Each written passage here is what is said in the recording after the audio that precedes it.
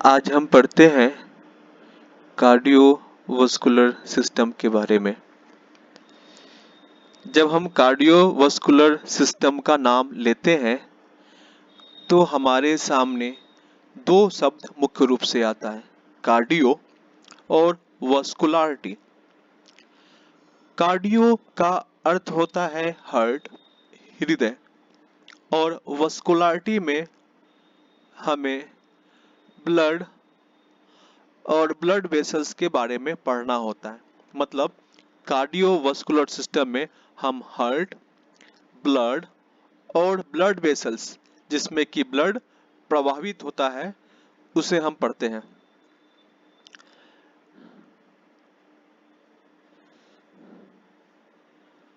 इसमें हम आगे पढ़ेंगे कार्डियोवास्कुलर सिस्टम में कुछ चीजों को ध्यान से देखते हैं तो हमें कंपोनेंट और फंक्शन क्या है ब्लड, कैरेक्टरिस्टिक क्या है ब्लड, वो पढ़ना है। कंपोजिशन और फंक्शन क्या है प्लाज्मा का, उसे पढ़ना है। आरबीसी के बारे में, उसके कैरेक्टरिस्टिक और फंक्शन को, हीमोग्लोबिन के स्ट्रक्चर और उसके फंक्शन को, आरबीसी का कंपोनेंट क्या है, रिसाइकल कैसे होता है, और इरिथ्रोपोइसिस के बारे में, ब्लड टाइप्स क्या है और ये क्यों इंपॉर्टेंस रखता है उसके बारे में, व्हाइट ब्लड सेल्स क्या होता है, उसका स्ट्रक्चर, फंक्शन और कैसे रेगुलेट होता है उसका प्रोडक्शन, उसके बारे में, प्लेटलेट्स के बारे में पूरी जानकारी, जैसे उसका स्ट्रक्चर, फंक्शन और प्रोडक्शन कैसे होता है, और ब्लड लॉस के बारे में भी पढ़ेंगे। तो सबसे पहले हम स्टडी करते हैं अभी इसमें हम स्टडी करेंगे सबसे पहले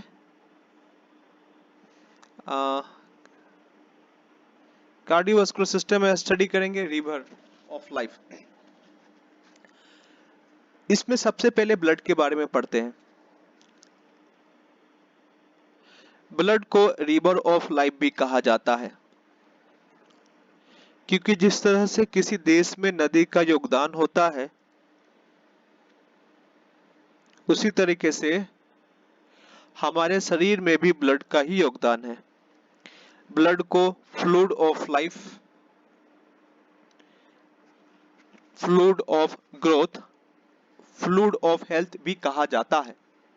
फ्लूइड ऑफ लाइफ इसे इसलिए कहते हैं क्योंकि ये ऑक्सीजन को लंग्स से ले जाकर सेल तक पहुंचाता है। ऑक्सीजन जो है हमारे जीवन के लिए सबसे इंपॉर्टेंट जगह रखता है।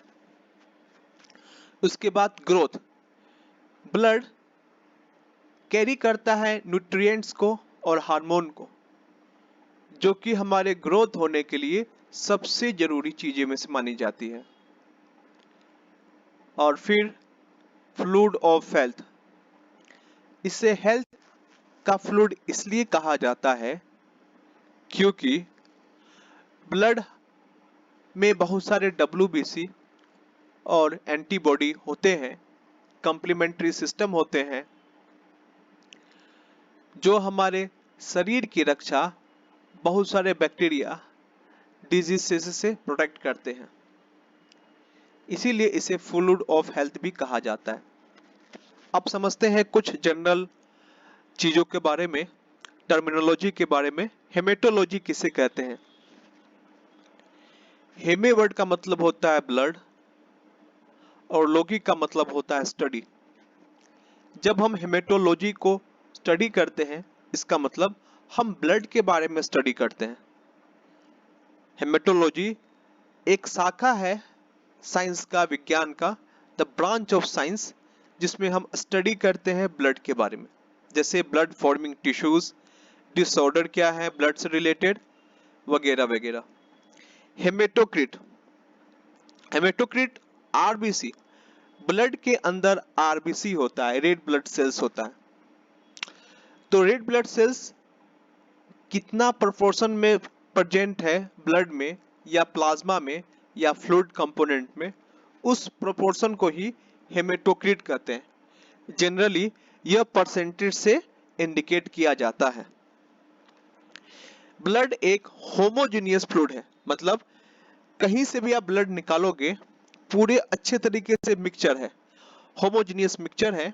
तो ब्लड का कंपोनेंट हम निकाल कर उसमें से जब आरबीसी देखेंगे तो हर एक बार आरबीसी का कंसंट्रेशन डब्ल्यूबीसी और प्लाज्मा का कंसंट्रेशन लगभग एक समान ही देखा जाता है, इसीलिए ब्लड को होमोजेनियस कहा जाता है या होमोजेनियस मिक्सचर ये होता है।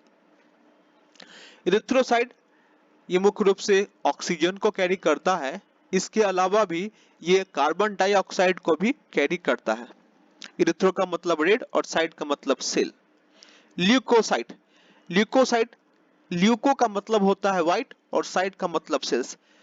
ये लैटिन या जर्मन वर्ड है जिसका मतलब होता है ल्यूकोसाइट और इसे दूसरा नाम है व्हाइट ब्लड सेल्स भी। प्लेटलेट्स, प्लेटलेट्स का मुख्य रूप से काम है ब्लड क्लॉटिंग में, तो इसका वर्क है ब्लड क्लॉटिंग में। अब हम आगे बढ़ेंगे इसी में। ब्लड का कंपोजिशन और उसके फंक्शंस के बारे में आज हम पढ़ते हैं। जब हम ब्लड के बारे में पढ़ेंगे तो सबसे पहला कंपोनेंट देखते हैं किस तरह का टिश्यू होता है blood. What is the tissue types of blood. Blood एक कनेक्टिव टिश्यू होता है, स्पेशलाइज्ड टाइप का कनेक्टिव टिश्यू होता है, या ब्लड को हम लोग कह सकते हैं कि एकमात्र फ्लूइड टिश्यू है बॉडी में। बॉडी में बहुत सारे टिश्यू होंगे लेकिन फ्लूइड टिश्यू जो है एकमात्र ही है, वो है ब्लड। अपीयरेंस, ये कैसा दिखता है। ब्लड थिक और होमोजेनियस लिक्विड होता है। यदि हम इसे माइक्रोस्कोप में देखें तो इसमें सेलुलर और लिक्विड कंपोनेंट दोनों दिखेगा। सेलुलर और लिक्विड कंपोनेंट दोनों इसमें दिखता है। और इसमें फॉर्मेट एलिमेंट्स में डब्ल्यूबीसी, आरबीसी और प्लेटलेट्स होते हैं। ये फॉर्मेट एलिमेंट्स एक नॉन लिविंग फ्लूइड मैट्रिक्स जिसे प्लाज्मा कहते हैं उसमें सस्पेंडेड होते हैं, डिसॉल्व नहीं होते हैं, सस्पेंडेड होते हैं। इसके अलावा भी ब्लड के बारे में कुछ ज्यादा जानकारी हम देखते हैं, जैसे ब्लड में कोलेजन, इलास्टिक फाइबर या किसी अदर्स कनेक्टिव टिश्यू जो है वो नहीं पाए जाते हैं। दूसरी बात, ब्लड में फिब्रस प्रोटीन होता है जो कि डिसॉल्व फॉर्म में होता है। डिसॉल्व फॉर्म का मतलब कि उसे हम देख नहीं सकते, जैसे कि पानी में यदि चीनी डाल देते हैं और वो डिसॉल्व हो जाता है तो उसे देख नहीं सकते। लेकिन जब क्लॉट होता है ब्लड क्लॉटिंग के समय में ये फिब्रस प्रोटीन फिब्रिन में कन्वर्ट होते हैं और इसे देखा जा सकता है फिब्रिन स्ट्रैंड्स के रूप में, फिब्रिन के धागेदार रूप में देखा जा सकता है और ये विजुअल भी होता है जिसकी चर्चा हम आगे करेंगे कि फिब्रिन स्ट्रैंड को हमने माइक्रोस्कोपिक स्ट्रक्चर के थ्रू देखा है। तो इसके बारे में कुछ और चीजें भी देखते हैं। स्पेसिफिक ग्रेविटी की बात की जाए तो ये वाटर से थोड़ा सा हेवी होता है, मतलब पानी और ब्लड को मिलाया जाए तो ब्लड नीचे रहेगा और पानी ऊपर होगा। इसकी स्पेसिफिक ग्रेविटी 1.06 देखी गई है। आगे चर्चा करते हैं हम लोग। सबसे पहले ब्लड को विड्रॉ कैसे किया जाता है।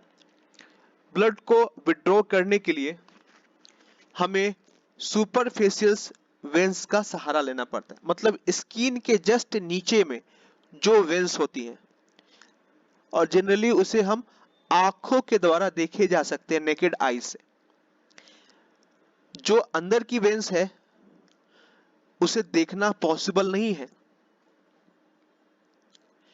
तो जो सुपरफिशियल वेन्स है जो स्किन के जस्ट नीचे होता है, जैसा कि फिगर में दिखाया भी गया है, तो उससे हम ब्लड को विड्रॉ करेंगे और एक ट्यूब में डालते हैं। इस ट्यूब में पहले से ही हमने किसी एंटीकोगुलेंट को डाल के रखा है, जैसे कि ईडीटीए, ताकि ब्लड क्लॉट ना होने पाए। अब हम देखेंगे कि इस ट्यूब को हमने एक सेंट्रीफ्यूगल मशीन्स में डाला है और रोटेट किया है। रोटेशन के बाद हमें कुछ इस तरीके से दिखेगा रिजल्ट्स। प्लाज्मा सबसे ऊपर, मतलब प्लाज्मा लेस डेंस कंपोनेंट है, इसीलिए सबसे ऊपर देखा गया है। जिसकी डेंसिटी ज्यादा होगी वो ट्यूब में नीचे बैठ जाएगा। हमने पहले भी कहा था कि प्लाज्मा मुख्य रूप से पानी का ही बना होता है। पानी जो है वो लेस डेंस है एज कंपेयर टू ब्लड। तो ब्लड में जो वाटर कंपोनेंट है, यदि हमने उसे सेंट्रीफ्यूज भी किया है, तो ऊपर में प्लाज्मा, बीच में बफी कोट जो व्हाइट कलर का दिखता है, और सबसे नीचे इरिथ्रोसाइट। इन तीनों में सबसे ज्यादा डेंसिटी जो होगी वो नीचे जाएगा। जैसे सबसे नीचे इरिथ्रोसाइट, उसके ऊपर बफी कोट जिसमें कि ल्यूकोसाइट और प्लेटलेट्स हैं, और सबसे ऊपर होगा प्लाज्मा, और प्लाज्मा में dissolve substances. 55% of whole blood plasma ही होता है और सबसे कम डेंसिटी भी रखता है। बफी कोड 1% से भी कम होता है पूरे ब्लड का, और 45% जो है वो आरबीसी जिसे इरिथ्रोसाइट कहते हैं। तो 45% को ही हीमेटोक्रिट कहते हैं। हीमेटोक्रिट के बारे में हमने पहले भी जानकारी दी थी कि वो प्रोपोर्शन ऑफ आरबीसी जो कि ब्लड में पाया जाता है, जिसे हम मुख्य रूप से परसेंटेज के द्वारा डिनोट करते हैं। तो यहां हम देखेंगे कि हीमेटोक्रिट वैल्यू जो है अप्रोक्सीमेटली 45% है, मतलब 45% आरबीसी होता है होल ब्लड में। तो देखते हैं एक overview. Major component of whole blood में मेल्स में लगभग 47% प्लस माइनस 5%, मतलब 42% से 52%। 47 में हम यदि 5 को माइनस करें, 47 में 5 को माइनस करें तो 42 आता है। 42% से 52% तक। यदि हम बात करें फीमेल्स में हीमेटोक्रिट वैल्यू की, तो ये 38% प्लस 37% प्लस माइनस 47% आएगा। 37% से 47% तक। अब इस फिगर में देखते हैं फॉर्मेट एलिमेंट्स को। तो बफी कोट जिसमें ल्यूकोसाइट, प्लेटलेट्स और इरिथ्रोसाइट, इसे हम कहते हैं फॉर्मेट एलिमेंट्स, जो कि प्लाज्मा में डिसॉल्व नहीं होता है, सस्पेंडेड होता है। डिसॉल्व नहीं, सस्पेंडेड का मतलब कि जब हम पानी में मिट्टी को डालते हैं या बालू को डालते हैं, जिसे रेत भी कहते हैं, तो वो सस्पेंडेड होता है, उसमें डिसॉल्व नहीं होता है, तैरता हुआ रहता है। सस्पेंडेड को तैरता हुआ भी आप समझ सकते हो।